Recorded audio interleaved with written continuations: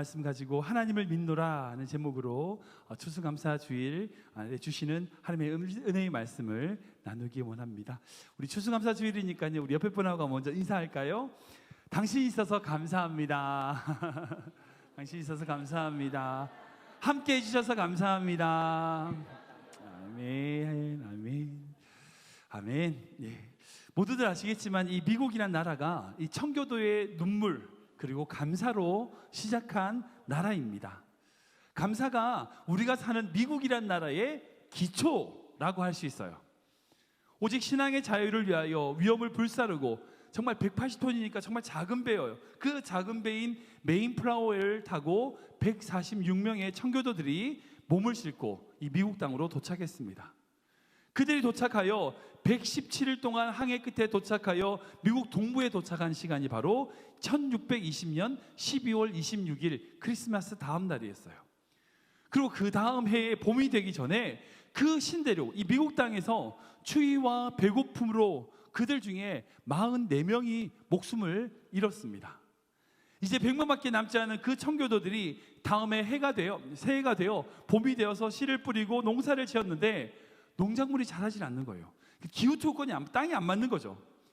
그 씨를 가져오기는 했지만 그 씨가 그 땅에 맞질 않는 거예요. 첫 농사를 완전히 실패합니다. 봄에 뿌린 씨앗들이 싹이 나고 자라야 되는데 자라지 않는 거예요. 다 말라 죽어버렸어요.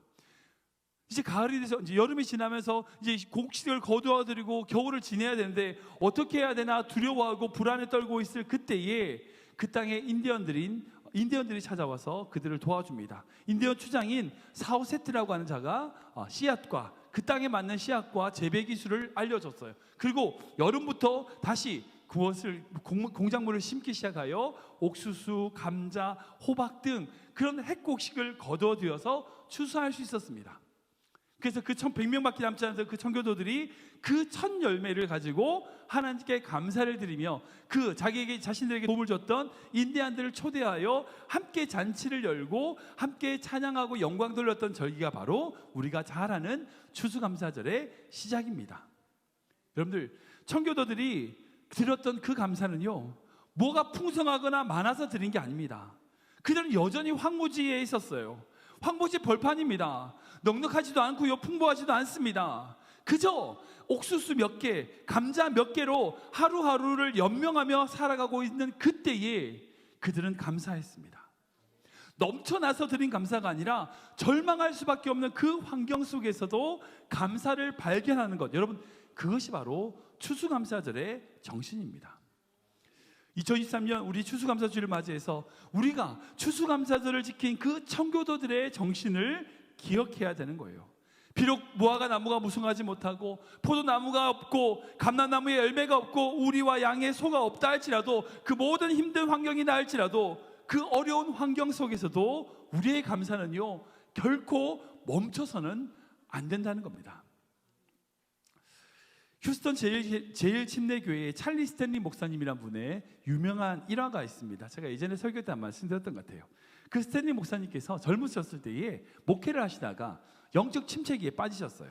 힘든 일을 만나신 거죠. 어떤 일로 말미암아 낙심이 돼가지고 마음이 무너졌어요. 도저히 목회를 할 수 없는 상황입니다. 목회를 못할 만큼 영적인 침체에 빠져버렸어요. 근데 그 교회에 다니시던 어떤 노인분 한 분이 이 목사님을 신방을 요청을 합니다. 그래서 그래도 오라고 하니까 어떻게 해요? 갔죠. 그 스탠리 목사님이 힘들지만 그 신방을 요청한 노인에게 찾아갔습니다. 찾아갔더니 그 노인 성도가 그 스탠리 목사님에게 어떤 그림 하나를 보여주는 거예요. 이 그림입니다. 네. 영국의 유명한 화가 브리튼 리베르의 왕을 향한 다니엘의 대답이라는 그림이에요. 여러분들, 이 그림을 보면서 좀 특이점을 찾아보십시오. 뭐가 보이세요? 이 노인 성도가 스탠리 목사님께 물어봤습니다. 목사님, 이 그림에서 뭐가 보이십니까? 뭐가 보이세요? 네, 눈에 보니까 사자 몇 마리가 있고요, 빛이 다니엘에게 그렇게 비치고 있네요. 자세히 보세요, 목사님. 중요한 걸 보셔야 됩니다. 그랬더니 잘 모르겠는데요. 목사님, 다니엘의 눈빛을 보세요. 이 그림에서 왕을 향해 대답하는 다니엘이라는 제목인데, 그 왕이 누굴까요? 자신을 사자굴에 빠뜨렸던 다리오 왕일까요? 아니요. 온 세상의 왕이신 하나님께 대한 다니엘의 믿음의 대답이라는 거예요. 하나님을 향한 믿음을 있는 것을 보게 됩니다 라고 이야기해 주는 거예요. 여러분들 그림을 보시면, 지우지 마시고요. 그림을 보시면, 띄워주세요. 네, 뒤에 보시면 다니엘은요 사자를 보지 않아요. 사자와 눈을 맞추지 않습니다. 그러니까 사자들 보세요. 사자 뭐 하세요? 민망해 하잖아요. 지금 어떻게 해야 되나 당황해 하고 있습니다. 사자굴에 빠지면 사람들이 다 사자를 보겠죠. 근데 사자들을 무시하고 있어요. 사자들이 보이지 않는 거예요. 사자들을 보고 있는 것이 아니라 자신을 향하여 빛을 비추고 있는 하나님을 보는 겁니다. 사자들을 무시하는 거예요. 여러분들 우리의 신앙생활도 이래야 됩니다. 주변에 사자가 있는 게 중요한 게 아니에요. 사자를 보면 그 사자에 빠지는 거죠. 중요한 건 사자를 보는 것이 아니라, 환경을 보는 것이 아니라 그 환경을 무시하고 누구를 봐야 돼요? 하나님을 봐야 돼요. 하나님을 봐야 돼요. 우리에게 주어진 환경을 보는 것이 아니라 그 환경 너머에 모든 것을 주관하시는 하나님을 바라보는 믿음, 여러분 그 믿음이 우리에게 있어야 된다는 거예요. 사랑하는 여러분, 지금 환경이 어려워서, 목사님 지금 제가 도저히 감사할 수 없는 환경이에요. 말이 됩니까? 아니에요. 왜 그런지 아세요? 환경을 보니까 그렇죠. 우리 주변의 환경을 바라보는 것이 아니라 하나님을 바라봐야 돼요. 그게 믿음입니다. 우리가 2023년 추수감사주일에 기억하며 드려야 될 감사는 어떤 감사냐? 환경 때문에 감사하는 것이 아니라 환경일지라도 감사하는 거예요. 환경 때문에 어떤 조건이 되어져서 내가 건강하고 내가 여러분 그런 것들 때문에 감사한 것이 아니라 어떤 환경일지라도 주님 바라보면 감사하게 되어 있어요. 오늘 방금 읽었던 그 본문 속에 사도 바울도 마찬가지입니다. 사도 바울은요 지금 유라구로라고 하는 폭풍 가운데 있습니다. 근데 그 폭풍 속에서도 여전히 지키시고 인도하시며 동행하시는 하나님을 내가 믿는다 라고 고백하고 있어요. 즉 바울은요 그 유라구로, 그 광풍이라 불리는 그 폭풍 속에서 폭풍을 본 것이 아니라 누구를 봤어요? 하나님을 바라보는 거예요. 우리 계속해서 사도행전 말씀을 은혜 나누고 있습니다. 우리가 쭉 계속 나누고 있지만 오늘 본문에는요 드디어 사도행전의 27장 이 사도 바울이 자신의 마지막 최종 선교지인 로마로 배를 타고 출발하는 것을 보게 됩니다. 비록 제수의 신분이지만 하나님이 주신 사명의 길을 나아가는 것을 보는 거예요. 우리가 계속 살펴본 것처럼 그 바울을 죽이려고 유대인들이 혈안이 되어 있었잖아요. 여러 차례 시도를 했습니다. 그러나 하나님이 다 막으셨죠.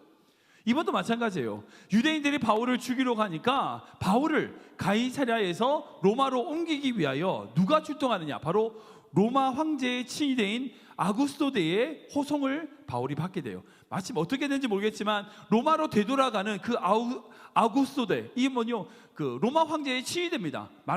요즘 얘기하면 해병대 내지는 특수부대 그런 거예요. 굉장히 강력한 그 특수부대의 호송으로 바울과 함께 출발하게 됩니다. 이 바울이 로마에 도착했을 때에 이후에 이 율리오라고 한 사람 때문에 하여 복음을 전할 수 있는 기회를 가지게 되는 것을 보게 돼요. 아무튼 이조차도 하나님의 세밀하신 인도하심과 섭리인 것을 알 수 있습니다. 아무튼 이 아구스토 대와 함께 바울이 배를 타고 그레데에서 출발합니다. 근데 그 당시에 탔던 그 배가 뭐였냐? 바로 무역선인 곡물선이었어요. 곡물선이라는 것은 식량을 싣는 배인데 큰 배였어요. 그러니까 그 안에 있는 모든 곡물들이나 이런 것들은요 엄청난 재산을 포함하고 있는 겁니다. 근데 그렇게 출발하려고 할 때에 그 율리오라고 하는 그 백부장이, 장교가 다른 사람들의 의견을 물었습니다. 왜냐하면 날씨가 별로 안 좋았거든요. 그때 죄수였던 바울이 이렇게 반대합니다. 10절 말씀 볼까요? 같이 읽겠습니다. 시작. 내가 보니 이번 항해가 화물과 배만 아니라 우리 생명에도 타격과 많은 손해를 끼치리라 하되. 아멘. 바울이 얘기합니다. 만약에 우리가 출발하면 항해에서 큰 손실이 발생할 거다, 입을 거다. 근데 그에 반해서 선장과 선주는 말을 다르게 합니다. 괜찮아요. 이 정도면 괜찮습니다. 날씨 괜찮습니다. 바람 잘 붑니다. 왜요? 그들의 목적은 안전한 여행이 아니에요. 돈이에요, 돈. 빨리 일을 마치고 돈을 벌려는 겁니다. 근데 율리오가 어떻게 판단하느냐? 11절 말씀 볼까요? 시작. 백부장이 선장과 선주의 말을 바울의 말보다 더 믿더라. 네. 이 율리오 백부장이라는 장교가 바울의 말보다 선장과 선주의 말을 믿고 출발하게 됩니다. 그 내용이 바로 27장 앞에 쭉 등장해요. 처음에 출발했을 때는 남풍이 순하게 불어가지고 안전하게 잘 가는 듯해요. 근데 며칠 안 가서 유라구로라고 하는 폭풍이 불기 시작합니다. 이 성경에는 이 폭풍에 대하여 뭐라고 했냐면 광풍이라고 얘기해요. 이 광풍을 미칠 광자입니다. 그러니까 미친 바람, 정말 갑작스럽게 강한 바람이 불기 시작하는 거예요. 엄청난 바람이 불기 시작하는 겁니다. 그 바람으로 인하여 배가 도저히 조종할 수도 없고 어쩔 수 없는 상황에 빠지게 돼요. 그 안에는 모든 사람이 다 죽게 된 겁니다. 우리가 살다 보면 우리 인생에 우리가 예상치 못하는 그런 유라구로를 만날 때가 있습니다. 그런 폭풍, 그런 광풍을 만날 때가 있죠.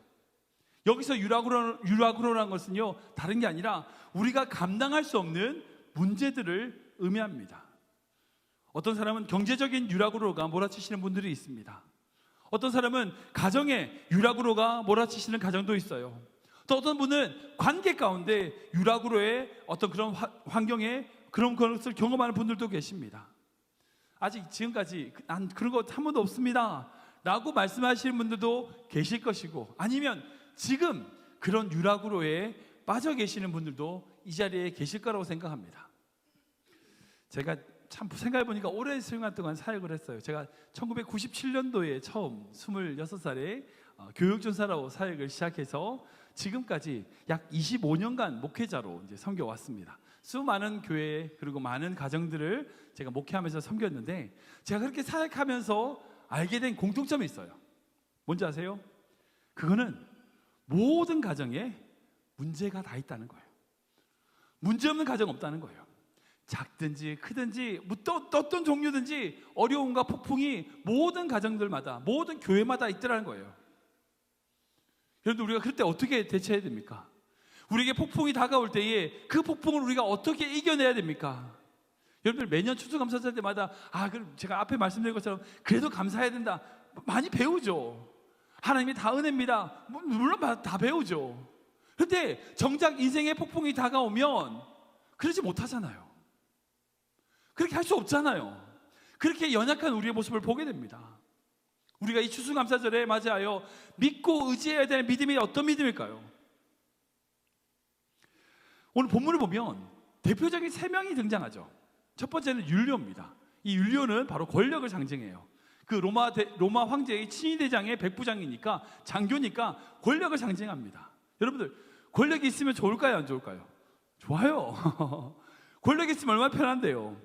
한국에 그런 얘기 있잖아요. 한국에 동사무소에 아는 사람만 있어도 일이 좋다고. 병원에 아는 사람만 있어도 진료 순서가 바뀐다. 여러분, 그렇잖아요. 그 자그마한 힘이지만 그런 힘만 있어도요 편해요. 권력 좋죠. 그 권력을 상징하는 것이 바로 율리오입니다. 두 번째는 누구냐면 선주예요. 이 사람은 재물을 상징합니다. 물질, 돈. 여러분들, 돈 있으면 좋아요, 안 좋아요? 네, 좋아요. 저도 좋아요. 돈 싫어하는 분 안 계실 겁니다. 다 좋습니다. 돈 있으면 다 좋죠. 돈이 있으면요, 다른 기회들이 많이 생겨요. 뿐만 아니라 돈이 있으면 다른 어떤 좋은 것들을 경험할 수 있어요. 요즘 한국의 초등학생들에게 앞으로 커서 뭐가 되고 싶냐라고 할 때 1등이 뭔지 아세요? 연예인은 예전에는 1등이었대요. 근데 요즘 바뀌었어요. 건물주, 부자. 이 돈이 세상의 전부라는 거예요. 돈이면 다 할 수 있다는 거예요.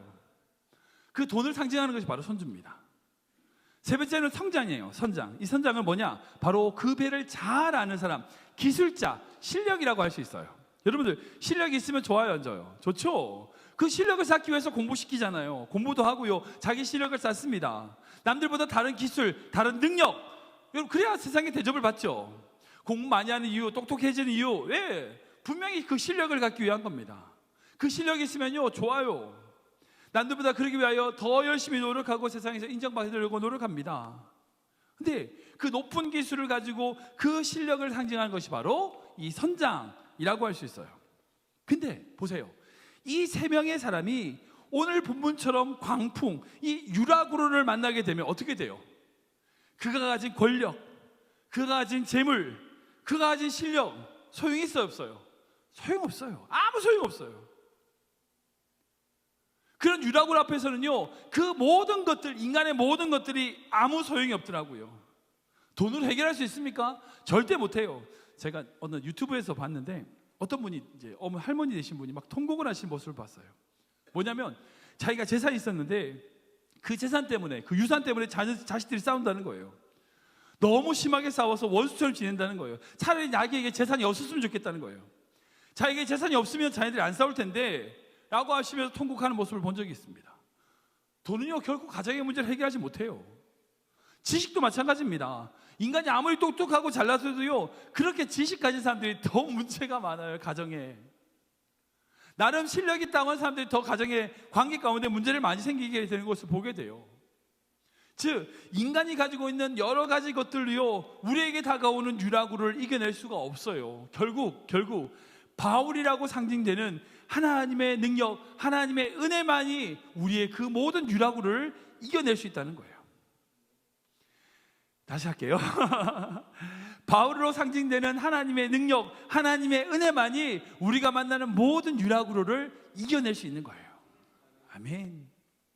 지금 우리 앞에 다가오는 모든 문제는요 영적인 문제입니다. 영적인 문제를 해결해야 돼요. 그렇게 믿으셔야 돼요. 물질의 유력으로 만나보세요. 물질 없는 거요, 물질 없어지는 거요, 한순간이에요. 한순간. 버는 건 막 힘들게 버는 것 같은데 물질 날아가는 거 보면요 한순간이에요. 건강의 유력으로도 마찬가지입니다. 아무리 돈을 주려고 해도요 치료가 안 돼. 의사를 아무리 많이 만나고 아무리 많이 똑똑하고 방법이 없어요. 갑작스럽게 어떤 병이 생기거나 그러면요 그렇게 건강이 무너질 때는요 속수무책입니다. 여러분 지금 우리 시대는요 점점 살기가 어려워지는 시대예요. 경제적인 부분, 환경적인 부분, 건강의 부분 점점 더 살기가 어려워지는 시대입니다. 다른 말로 얘기해서 우리 힘으로 살기가 더 어려워지는 시대가 되어가고 있어요. 그러니까 우리 힘으로 해결할 수 없는 그 문제들 앞에 내 돈, 내 문제, 내 지식, 내가 가진 힘 그런 걸로 해결할 수 없게 된다는 거예요. 하나님만 의지해야 됩니다.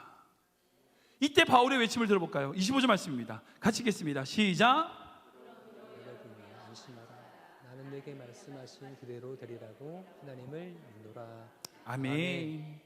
바울은 그 유라고로 때문에 죽게 되었는 그 상황 속에서 뭐라고 외칩니까? 여러분이요 안심하라. 안심하라. 하나님 말씀하셨다는 거예요. 안심해라. 그대로 그렇게 될 줄 믿는다. 여러분 우리가 지금 해야 될 것은요 바로 다른 게 아니에요. 우리가 그대로 우리를 지키신다고 하신 하나님의 말씀을 붙드는 것입니다. 우리의 가정 속에서 우리의 자녀에게, 우리 남편에게, 우리 아내에게 어떤 유라구가 있습니까? 건강의 유라구로, 물질의 유라구로, 환경의 유라구로 여러 가지 풍랑이 우리 앞에 있다고 할 때에 여러분들의 믿음으로 선포하셔야 돼요. 내 사랑하는 딸아, 내 아들아, 나의 가정, 나의 교회 안심하라. 아무 걱정하지 마. 안심해. 하나님이 함께 하셔. 하나님이 지켜주셔. 안심해. 여러분들 이렇게 외칠 수 있는 믿음의 성도 되시길 축원합니다. 근데 이렇게 믿음의 외침을 하기 위해서는요 필요한 게 있어요. 바로 하나님의 말씀을 들어야 돼요. 24절 말씀 볼까요? 같이 읽겠습니다. 시작. 내가 다윗 앞에 서야겠고 또 하나님께서 너와 함께 항해하는 자를 다 내게 주셨다 하였으니. 아멘. 바울이 그 수많은 사람들에게 안심해라 라고 이야기할 수 있는 근거가 뭐냐? 바로 주님께서 이 말씀을 하셨기 때문이라는 거예요. 한번 띄워주시겠어요? 두려워하지 말라. 아니요 그 말고요. 앞에 말씀 두려워하지 말라 라고 말씀하셨어요. 무슨 말이에요? 내가 하나님께 지키신다는 거예요. 가이사 앞에 서야겠다. 무슨 말이에요? 네가 가진 그 사명을 완수하도록 내가 도와주겠다는 겁니다. 너와 함께한 항해하는 자들을 내게 주셨다. 무슨 말이에요? 하나님께서 맡기신 사람들, 하나님께 맡기신 자녀들, 그와 너와 함께하는 그 사람들과 내가 함께 하겠다는 말씀이에요. 바울이 그 믿음의 확신으로 말미암아 그 275명의 그 모든 항해를 같이 하는 사람들에게 안심하라 선언할 수 있었다는 거예요. 하나님께 그렇게 기도할 수 있었고요. 그 기도의 응답을 통하여 자기와 함께하는 모든 사람들에게 하나님의 지키심과 도우심과 함께하심을 확신하며 안심하라 이야기할 수 있었다는 거예요.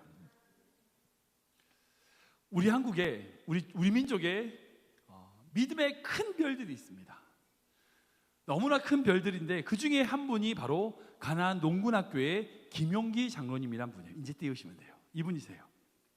이 가나안 농군학교라는 것을 만드셔서 일제시대 때부터 만드셔서 농촌 계몽 운동을 벌리셨던 민족의 민족학자이십니다.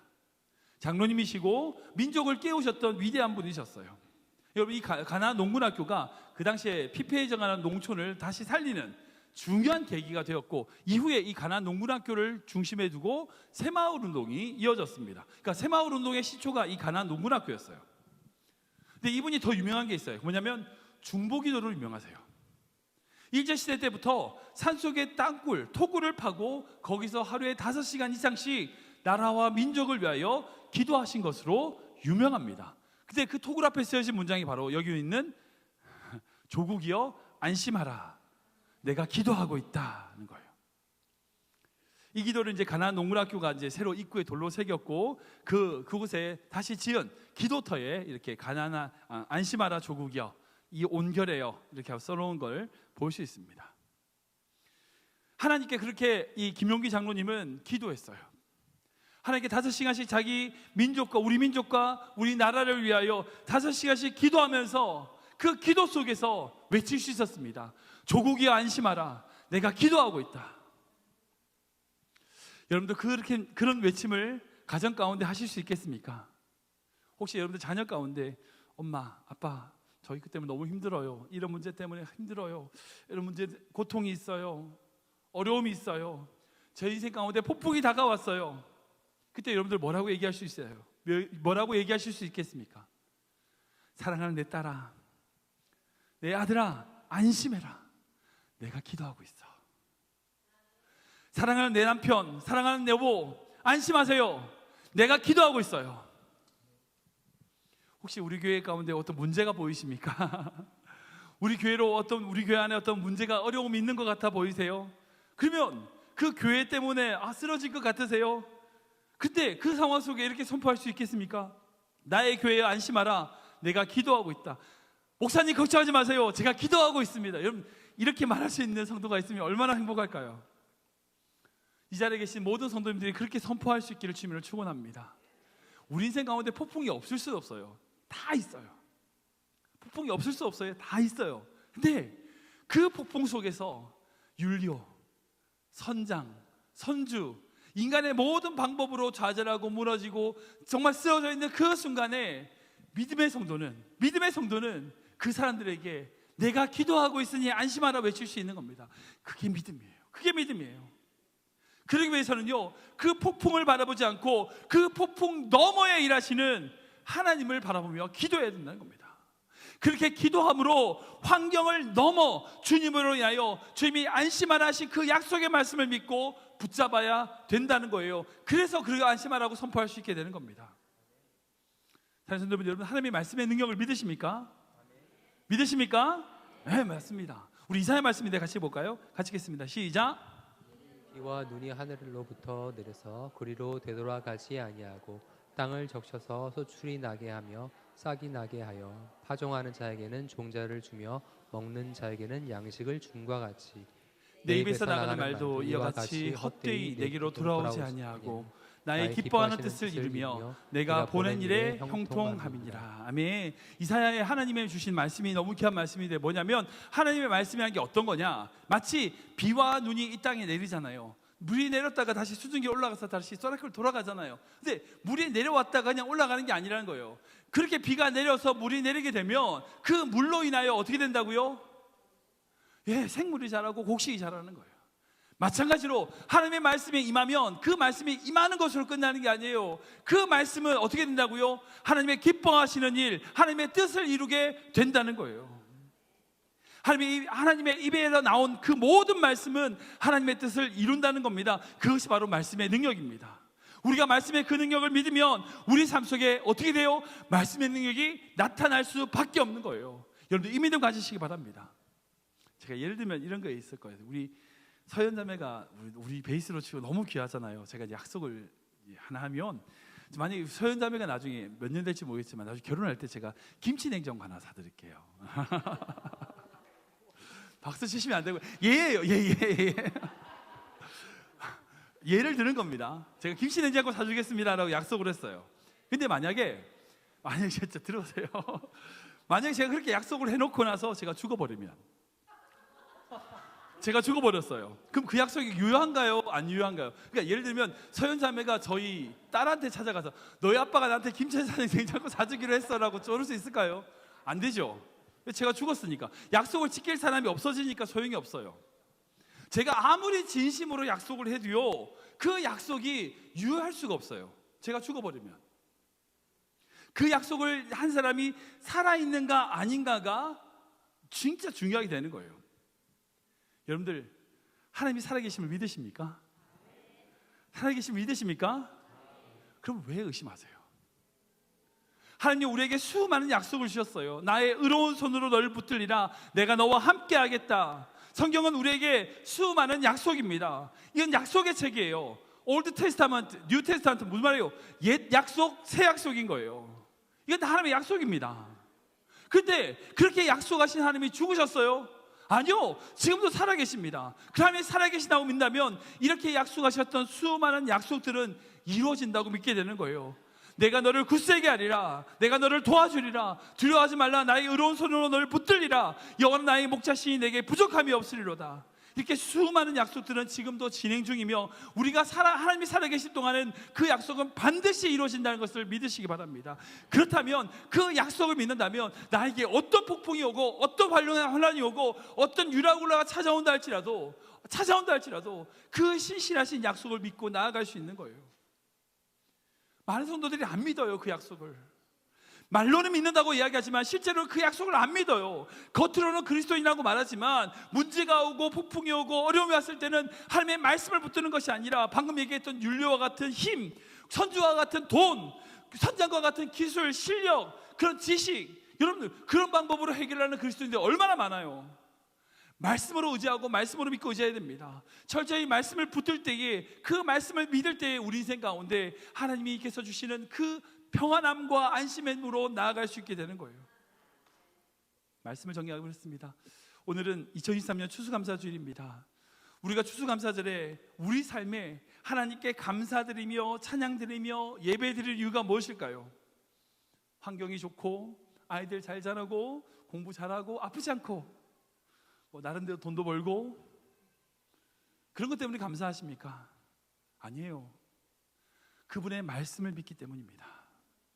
환경이 아니라 그분의 약속과 말씀을 믿기 때문입니다.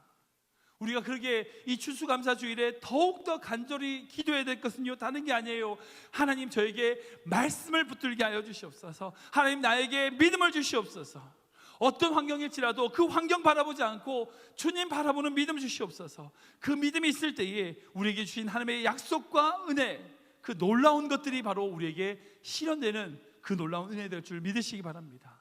비록 어떤 환경이, 어떤 시련이 우리에게 나른다 할지라도요, 여러분 그건요 다른 게 아니에요. 우리의 믿음을 더욱더 강하게 만드시려는 주님의 훈련인 겁니다. 결국 이 유라굴로를 말미암아 바울 사도가 어떤 존재인지 그 함께 배를 탔던 모든 사람들이 알게 되고, 그 다음 주에 나누겠지만 그 바울이 그렇게 그 환난 가운데 이겨냄으로 말미암아 결국 로마 선교의 가장 중요한 기초를 다지게 되는 것을 보게 됩니다. 어떤 환경이 있다 할지라도, 어떤 폭풍이 온다 할지라도 그 환경을 뛰어넘어 우리를 인도하시는 그 하나님을 믿고 나아가는 귀한 성도 되시길 주님을 축원합니다.